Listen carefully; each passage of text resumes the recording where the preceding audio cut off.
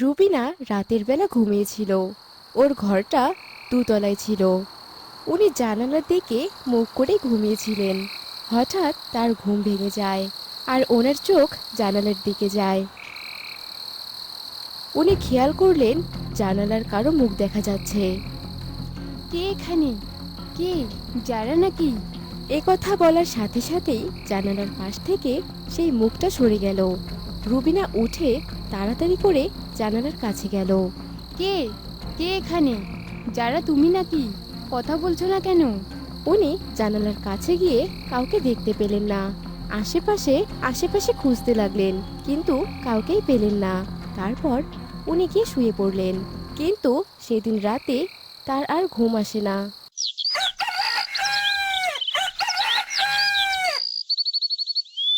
পরের দিন সকালে উনি রাবেয়াদের বাড়িতে যায়। আরে রুবিনা, এত সকাল সকাল যে কি মনে করি? ঘরে কি চিনি চা পাতা শেষ হয়ে গেল? বলো। আরে না না, চিনি না, আমার মেন্টাল পিস শেষ হয়ে গেছে। আরে মেন্টাল পিস এটা আবার কি? কোনো নতুন ধরনের খাবার নাকি? আরে মেন্টাল পিস মানে মানসিক। ছাড়ো ছাড়ো, তুমি এসব বুঝবে না। তোমার বৌমাকে ডাকো। বৌমা, ও বৌমা, তোমার রুবিনা কাকিমা দেখা করতে এসেছে, একটু বাইরে এসো তো। যারা চোখ ডলতে ডলতে বাহিরে চলে এলো।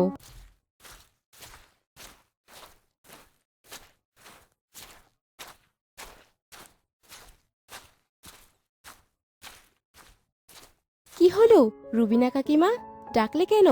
আমি তো ঘুমোচ্ছিলাম। হ্যাঁ হ্যাঁ, রাতের বেলা লোকের জানালা দিয়ে তাকালে এরকম বেলা পর্যন্তই ঘুম হবে। লোকের জানালা দিয়ে তাকানো মানে? কি বলছেন আপনি কাকিমা? এ কি রুবিনা, তুমি এসব কি বলছো আমার বৌমার নামে? কাল রাতে পরিষ্কার আমি তোমার বৌমাকে আমার জানালার পাশে দেখেছি। এই নিয়ে 3বার আমি আমার জানালার পাশে তোমার বৌমাকে দেখেছি, বুঝলে? কি, আপনার জানালার বাহিরে? কিন্তু আপার ঘর তো দুতলায়। তাই তো, আমার বৌমা কি এখানে উড়ে যাবে? নাকি জাদুর সাহায্যে পা লম্বা করে? রুবিনা চুপ করে গেল। ওকে চুপ করা দেখে রাবেয়া বলে উঠল, রুবিনা, তুমি তো ঘুমাচ্ছিলে, তাহলে তুমি হয়তো স্বপ্ন দেখেছো। যাও বাড়ি যাও, গিয়ে চা খাও। না না, আমি চা বানিয়ে নিয়ে আসছি। রুবিনা কাকিমা, তুমি আমার হাতেরই চা খাবে, কেমন? কোনো প্রমাণ ছিল না বলে রুবিনা দেবী চুপ করে গেলেন। কিন্তু তার ভালো করেই মনে আছে যে উনি যারাকেই দেখেছিলেন, কিন্তু যারা এটা কিভাবে করতে পারে, এটা কিছুতেই রুবিনা দেবী বুঝে উঠতে পারছিলেন না। যারার বিয়ে মাত্র 2 সপ্তাহ হয়েছে। যারা রাবেয়া দেবীর ছেলে রায়হানকে বিয়ে করেছে।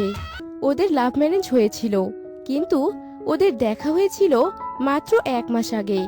বিয়ের পর যারা যখন বাড়িতে আসে, তাকে দেখে রুবিনা দেবীর একটুও ভালো লাগেনি।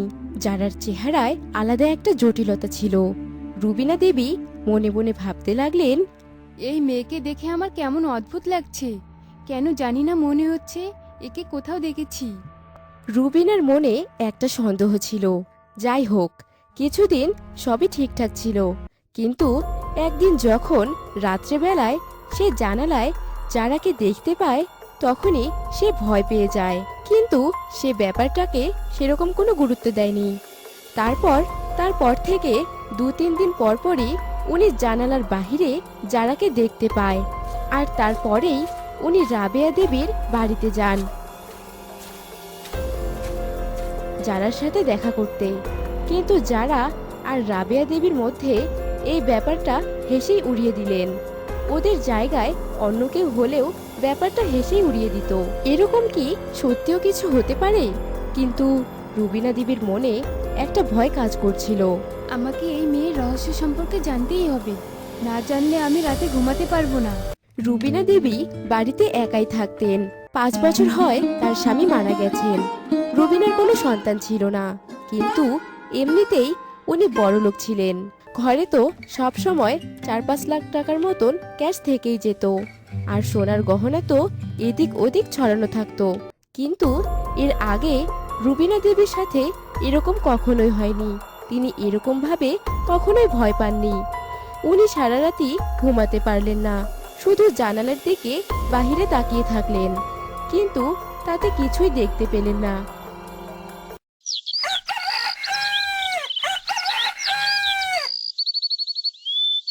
পরের দিনও একই ঘটনা ঘটলো, কিন্তু তৃতীয় দিন উনি যখন বসে বসে ঝিমোচ্ছিলেন, ঠিক তখনই জানালার দিকে তাকিয়ে দেখলেন কারো মুখ যেন সরে গেল। ও তো যারাই, আমি জানি না ও আসলে কি চায়।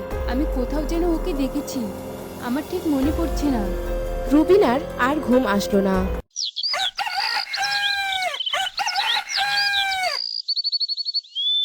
খুব সকাল সকাল উনি এক কাপ চা নিয়ে টিভির সামনে বসে পড়লেন। একটু খবর দেখে নিই বাবা। রুবিনা দেবী টিভি চালিয়ে নিউজ চ্যানেল দেখে চমকে যায়। নিউজ রিডার বলছিলেন যে, বৃদ্ধ ও বাচ্চারা আপনারা থাকবেন একটু সাবধানে, আপনার ঘরে হতে পারে চুরি। আমরা ওই চোরের মুখ এখনো দেখিনি, কিন্তু আমরা জানি সেই চোর কোনো পুরুষ নয়, বরং একজন মহিলা। স্পেশালি একা বৃদ্ধ মহিলাদের টার্গেট বানাই। এর সাথে এসেছে আরও এক আজব খবর। ওই মহিলা নিজের পা 10 ফুট অবধি লম্বা করতে পারে। তিনি জাদুর সাহায্যে কিভাবে তার পা লম্বা করে তা আমরা এখনো জানি না। তবে যে বাড়িতে টার্গেট করে সে বাড়িতেও যায় আলাদা আলাদা রূপ নিয়ে। বাড়ির কাছের লোক কখনো কখনো বাড়ির ছেলের সাথে বিয়েও করে নেয়। এই শুনেই রুবিনা শিউরে উঠলেন। তার কিছু মনে পড়ে গেল। আরে আমার মনে পড়ে গেছে, 2 মাস আগে আমার কাছে একটা মেয়ে এসেছিল কাজ চাইতে। আমি তাকে তাড়িয়ে দিয়েছিলাম, কিন্তু ওই মেয়েটা তো ডাইনি ছিল, তাই মুখটা খুব চেনা চেনা লাগছিল। হে ভগবান, আমাকে ফাঁসাতে না পেরে ওর রাবেয়ার ছেলেকে বিয়ে করে নিল। যদি এ আমার বাড়ির কাছে থাকতে পারে তাহলে এখনই আমাকে পুলিশ স্টেশনে যেতে হবে। রুবিনা দেবী তখনই পুলিশ স্টেশন গিয়ে পুলিশকে সবকিছুই খুলে বললেন। পুলিশরা নর্মাল ড্রেস পরে বাড়ির আশেপাশে লুকিয়ে থাকে।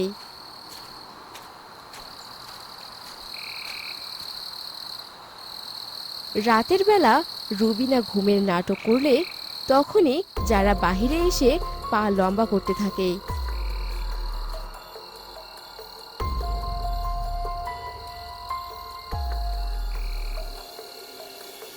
এইদিকে পুলিশরা তাড়াতাড়ি এসে যারার দুটো পাই চেন দিয়ে বেঁধে দিল। এবার তোর কি হবে, লম্বা পাওয়ালা ডাইনি? ছেড়ে দাও আমাকে। আমার প্রথম থেকেই ওর উপরে সন্দেহ ছিল, আপনারা ওকে নিয়ে যান। ও অনেক নিরপরাধ লোকের ক্ষতি করেছে। তারপর পুলিশ যারাকে ধরে নিয়ে যায়। এরপর থেকে কেউই লম্বা পাওয়ালা ডাইনিকে দেখতে পায় না, কারণ ওকে সারা জীবনই জেলে কাটাতে হবে।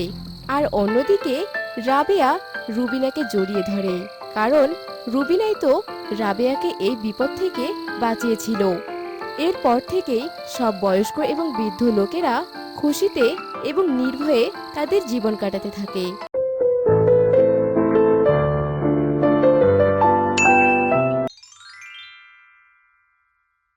বিমলা তার 4 সৎ মেয়েকে অনেক মারতে থাকে।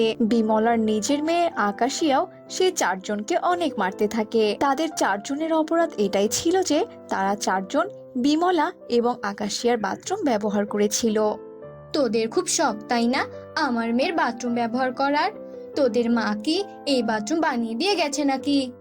না মা, কিন্তু আমরা বাথরুম করতে কোথায় যাব বলো? এই বাড়িতে তো একটাই বাথরুম আছে।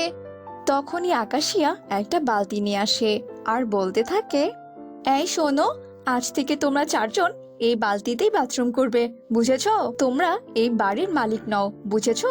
তোমাদের যোগ্যতা আর চেহারা সবকিছু দেখে এটাই মনে হয় যে তোমরা এ বাড়ির চাকর বাকর, বুঝেছো তো? তাই নিজের লিমিটেই থাকো, বুঝেছো? হ্যাঁ, এই বালতিতেই বাথরুম করবে আর এই ঘরেই থাকবে, বুঝেছো তোমরা? এই বলে বিমলা তার 4 সৎ মেয়েকে একটি রুমে বন্ধ করে রাখে। তাদের বাথরুম করার জন্য একটা মাত্র বালতি রয়েছে, এই ভেবে তারা 4 জন ভীষণ কাঁদতে থাকে। সারা দিন কুকুরের মতো কাজ করব আর দিন শেষে বাথরুম করার জন্য একটা টয়লেটও পাবো না। এইসব কি হচ্ছে আমাদের সাথে? আমাদের কথা শোনার মতো কেউই নেই। বাবা তো উপরে চলে গেছে, এখন আমরা কি করব রে? তারা 4 জন তাদের বাবা মার কথা ভেবে ভীষণ কাঁদতে থাকে। পল্লবীকে জন্ম দিতে গিয়ে তাদের মা মারা যায়। এরপর তার বাবা বিমলাকে দ্বিতীয় বিয়ে করে নিয়ে আসে। আর 1 বছর পরেই আকাশিয়ার জন্ম হয়। আর তারপর থেকেই 4 বোনের ওপর অত্যাচার শুরু হয়ে যায়। তাদের 4 বোনকে দিয়ে বিমলা সব কাজ করাতো। আর এরই মধ্যে তাদের বাবারও মৃত্যু হয়ে যায়। 4 বোনের বাবা মারা যাওয়াতে তাদের উপর অত্যাচার যেন আরো বেড়ে গেল। এখন তো বাথরুম করা অনেক মুশকিল হয়ে গেল রে।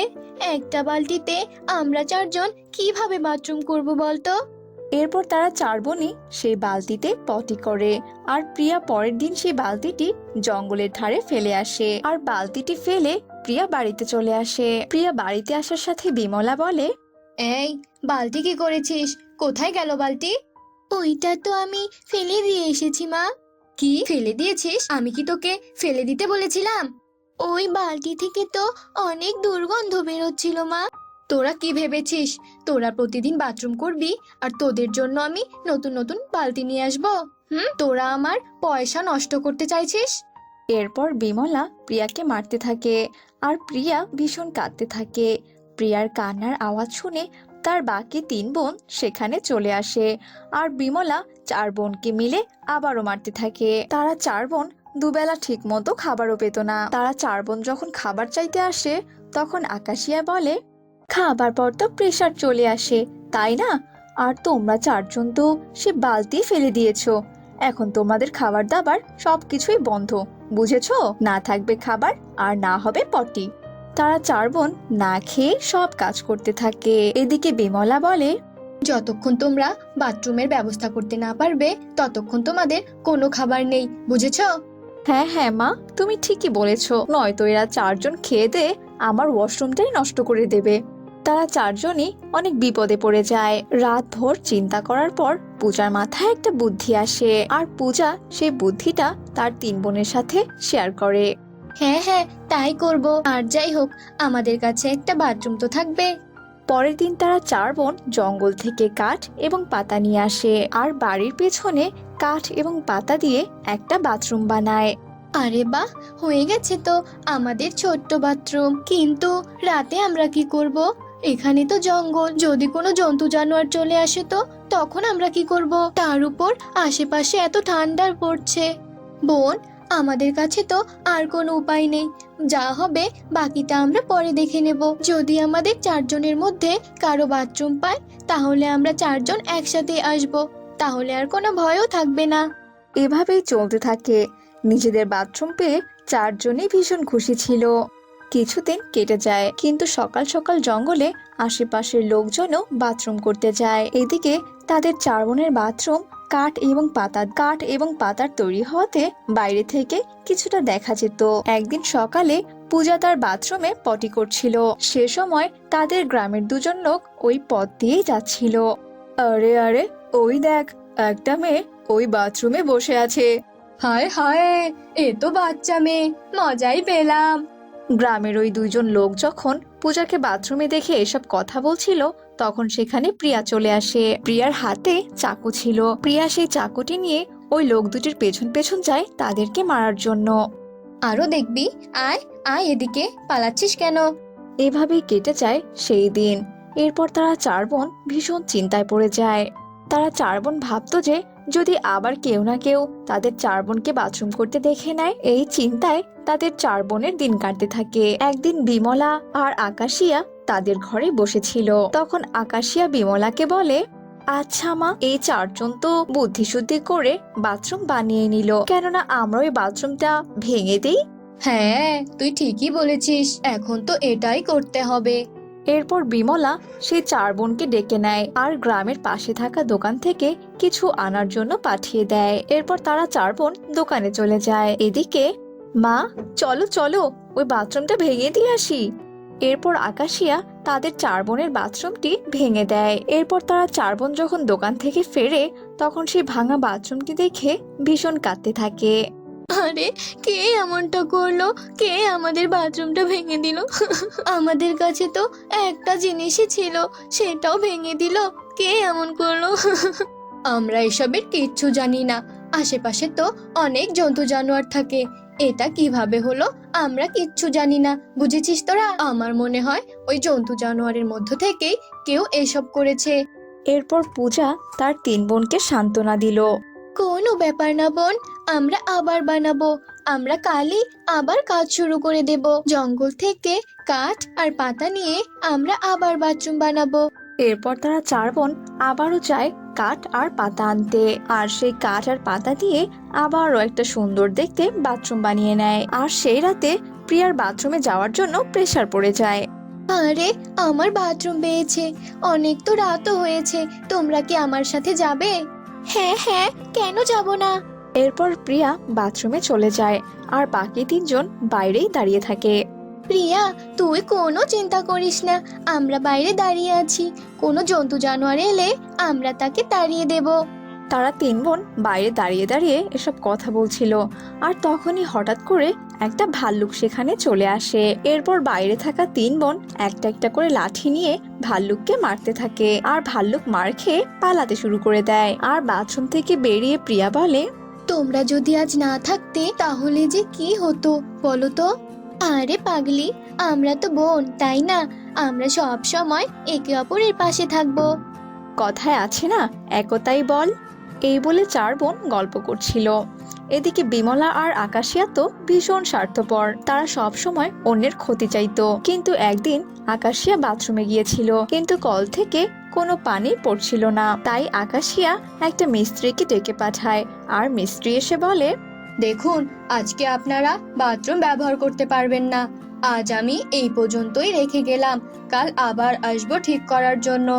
এই বলে সেই মিস্ত্রিটি চলে যায়। এদিকে আকাশিয়া বলে, আচ্ছা মা, রাত্রে তো বাথরুমে যেতে হবে, তখন কি করব আমি? তখন তুই ওই কাঠের ঝুপড়ে বাথরুমে চলে যাবি। রাতের বেলা আকাশিয়ার বাথরুমের প্রেসার পড়ে, তাই সে তার মাকে বলে, মা চলো না আমার সাথে ওই ঝোপড়ি বাথরুমে, তুমি না হয় বাথরুমের সামনে দাঁড়িয়ে থেকো। ধুর, এই কোন মুসিবতে পড়লাম রে বাবা। ঠিক আছে, চল চল। এরপর আকাশিয়া বাথরুমে যায়, আর বিমলা বাইরেই দাঁড়িয়েছিল।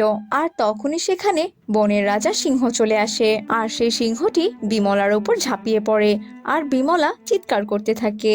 আর এদিকে বিমলার চিৎকার শুনে আকাশিয়াও বাইরে চলে আসে, আর আকাশিয়া এসব দেখে তার মাকে সাহায্য না করে দৌড়ে পালায়। কিন্তু আকাশিয়া তো আর সিংহের চেয়ে বেশি জোরে দৌড়াতে পারে না, তাই সিংহটি আকাশিয়ার উপরেও হামলা করে। এরপর সেই সিংহটি বিমলা এবং আকাশিয়া দুজনকেই মেরে ফেলে। এভাবেই তারা 4 বোন সৎ মায়ের অত্যাচার থেকে মুক্তি পায়, আর সুখে শান্তিতেই দিন কাটাতে থাকে।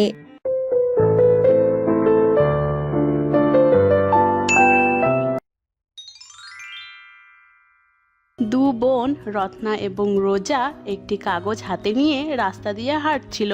তারা খুব ক্লান্ত হয়ে একটি গাছের নিচে দাঁড়িয়ে পড়লো। বোন, আমরা তো বাড়ি থেকে অনেক দূরে চলে এলাম, কিন্তু দাদিমার দেয়া ঠিকানা অনুযায়ী সেই কামারের বাড়ি তো এখনো অনেক দূরে। কি করবি বল বোন, আমাদের যে আর একটু পথ হাঁটতেই হবে, না হলে যে আমাদের মৃত্যু অনিবার্য। তুই ভয় পাস না বোন, আমরা ঠিকই ওই সোনা হওয়া পুকুরটা খুঁজে পাবো, আর ঠিকই আমরা অভিশাপ মুক্ত হব। তাই যেন হয় রে বোন, না হলে যে আমাদের 2 বোনকে 2 দিন পরেই মরতে হবে। 2 দিন পরে যে আমাদের বয়স 20 বছরে পড়বে। তারা আবার হাঁটতে লাগলো। পথের মাঝে একটা লোককে দেখে জিজ্ঞাসা করলো, এই যে ভাইয়া, শুনছেন এখানে অনুপ কামারের বাড়ি কোনটা? এই যে এই বাড়িটা। তা তোমরা অনুপ কামারে কেন খুঁজতাছো? আসলে তার কাছে আমাদের একটা বিশেষ দরকার আছে, আর সেই কথা শুধু তাকেই বলতে হবে। দয়া করে কিছু মনে করো না। আরে না না, আমি কিছু মনে করিনি। তবে অনুপ কামার যে আমার বাবা হয়, তিনি আর বেঁচে নেই। কি? আপনি এসব কি বলছেন? এবার কি হবে রে বোন? আমাদের মৃত্যু যে এবার নিশ্চিত। আরে আরে, তোমরা কাঁদছো কেন? বাবা বেঁচে নেই তো কি হয়েছে? তোমরা আমাকে বলতে পারো, তোমাদের নিশ্চিত সাহায্য করব। এ মানে আমরা আমাদের দাদির দেওয়া তরবারিটা নিতে এসেছিলাম। ওই তরবারিটা যে আমাদের খুব প্রয়োজন। ও হ্যাঁ হ্যাঁ, বাবা মরে যাওয়ার আগে একটা তরবার দিয়ে গেছিল আমাকে, বলেছিল এটা কেউ নিতে আসলে তাকে দিয়ে দিতে। তরবারির মাঝে নাকি বিশেষ একটা গুণ আছে। হ্যাঁ হ্যাঁ, দাদু ঠিক কথাই বলে গেছে। দয়া করে আমাদের তরবারিটা দিয়ে দাও। হ্যাঁ হ্যাঁ অবশ্যই, চলো আমার সাথে।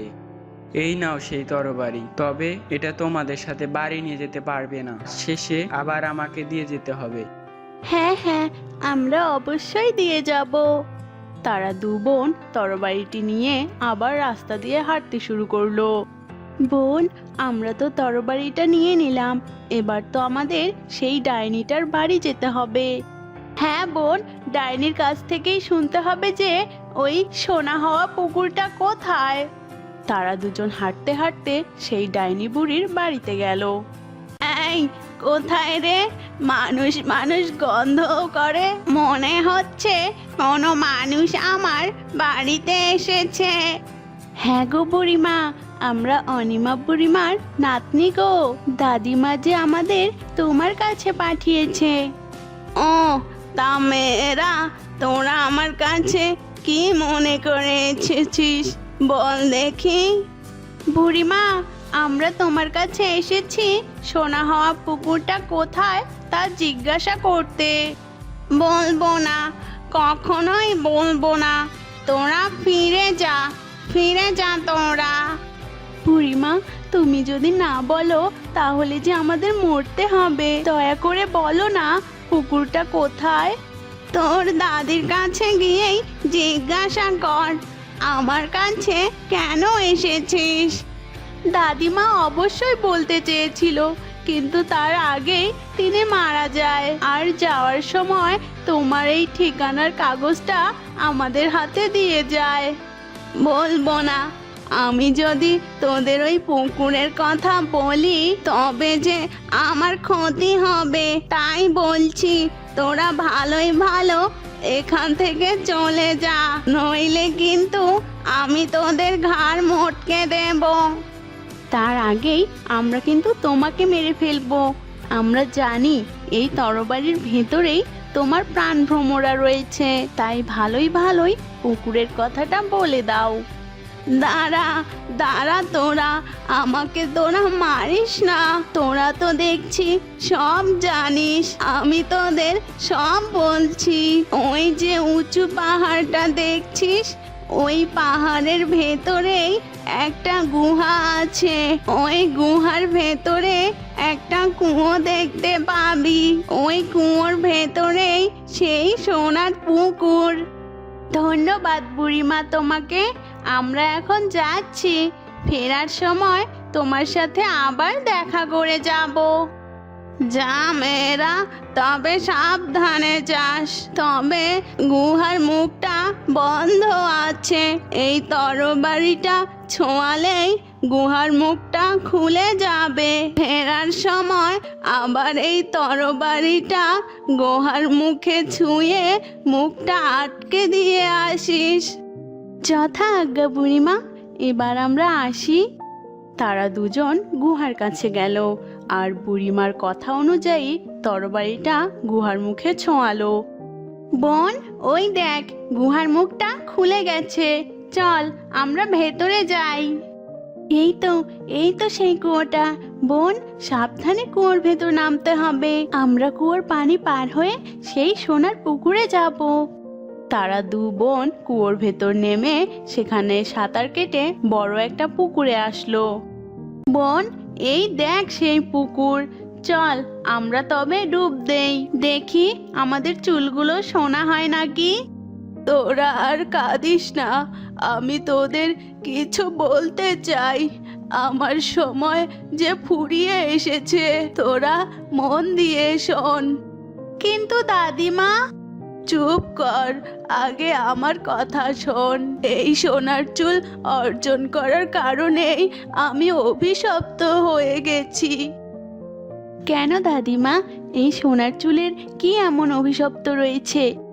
আমার সোনালি চুলের খুব শখ ছিল, তাই আমি এক জাদুকরের কাছ থেকে সোনার চুলের খবর নিয়ে সেই পুকুরে যাই। বুড়ি সেই সোনা হওয়া পুকুরে নেমে বলল, আমার এতদিনের স্বপ্ন সত্যি হতে চলেছে। এই পুকুরে ডুব দিলে আমার চুল সোনালি হবে। আমার যে সোনালি চুলের খুব শখ। দেখি তো, এই পুকুরে আগে ডুব দিয়ে দেখি। বুড়ি যেই ডুব দিয়ে উঠল, বুড়ির চুল সোনায় মোড়ানো হয়ে গেল। আহা, কি সুন্দর! এ তো মেঘনা চাইতেই জল। আমার চুল তো সত্যি সোনায় মোড়ানো হয়ে গেছে। বুড়ির কথা শুনে তখন সেই পুকুরটি বলল, তোর অনেক লোভ। তোর এই লোভের কারণে আজ থেকে তুই অভিশপ্ত হয়ে যাবি। মানে? তোর বংশে যত মেয়ে হবে সব মেয়েরই এই সোনার চুল হতে হবে। আর যদি তারা তাদের চুল সোনালি না করে, তাহলে 20 বছর বয়সে তাদের মৃত্যু হবে। না না, এসব তুমি কি বলছো? দয়া করে তুমি তোমার অভিশাপ ফিরিয়ে নাও। আমার এই সোনালি চুলের দরকার নেই, তুমি এটাও নিয়ে নাও।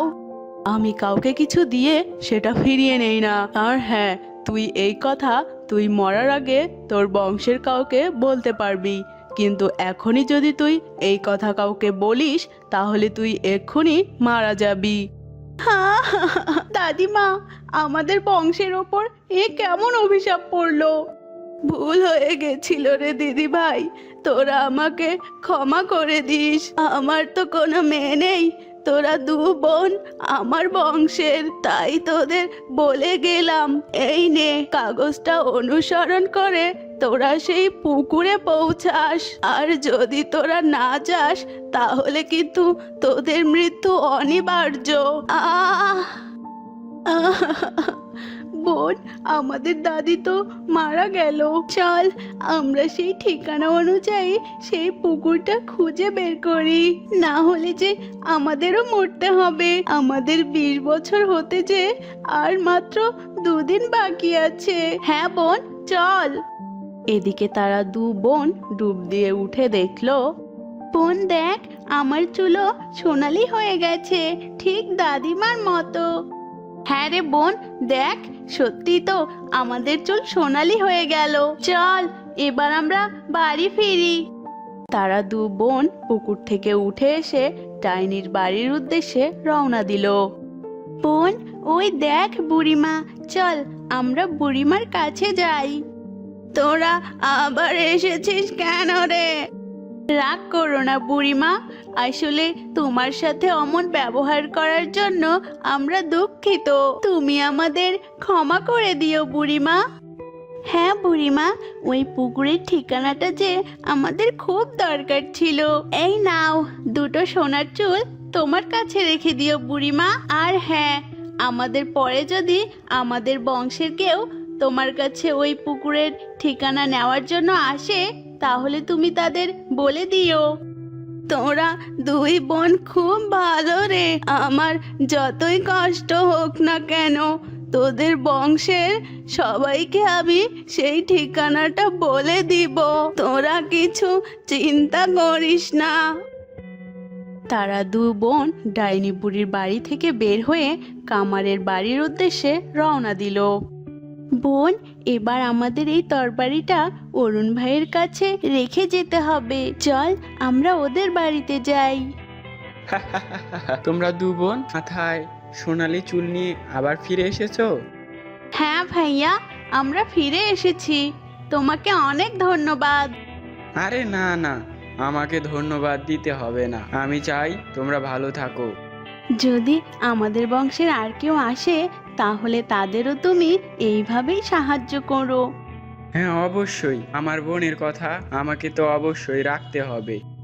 তারা 2 বোন তাদের মাথা থেকে 2টো চুল ছিঁড়ে দিয়ে বলল, নাও ভাইয়া, এই চুল 2টো রাখো, তোমার কোনো বিপদে কাজে লাগবে।